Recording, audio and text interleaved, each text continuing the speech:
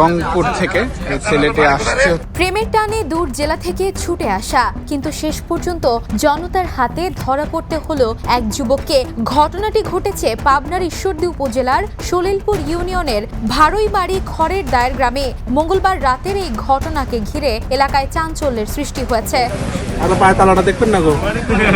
স্থানীয় সূত্র জানায়, দিনাজপুর জেলার নবাবগঞ্জ উপজেলার কাঠলপাড়া এলাকার আব্দুর রহমানের ছেলে কবিরুলের সঙ্গে ওই গ্রামের সুমি নামের এক তরুণীর পূর্ব পরিচয় ছিল। মঙ্গলবার কোনো এক সময় কবিরুল তরুণীর বাড়িতে আসেন। স্থানীয়দের দাবি, তিনি সেখানে রাত্রি যাপন করেন।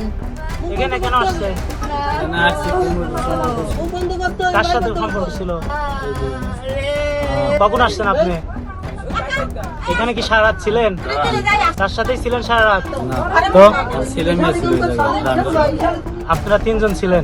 বুধবার সকালে একটি ঘরের ভেতরে দুজনকে একসঙ্গে দেখতে পেয়ে সন্দেহ হয় এলাকাবাসীর। পরে তাদের আটক করা হয়। উত্তেজিত জনতা এক পর্যায়ে দুজনকে গাছের সঙ্গে শিকল দিয়ে বেঁধে রাখে বলে প্রত্যক্ষদর্শীরা জানান।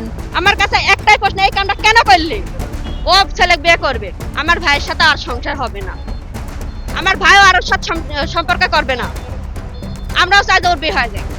হ্যাঁ, ওরা যখন পছন্দ করে সে সম্পর্ক করেছে, তাহলে ওরা মতো থাকে। আমার ভাইয়ের জীবন নষ্ট করার দরকার নেই আর।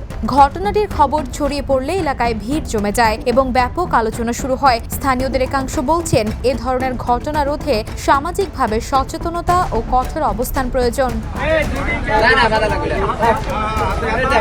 তবে এই বিষয়ে আইনশৃঙ্খলা বাহিনীর পক্ষ থেকে আনুষ্ঠানিক কোনো বক্তব্য পাওয়া যায়নি।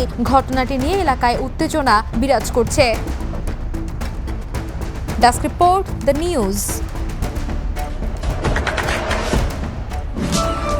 দেশে দেশে সবার সাথে দ্য নিউজ।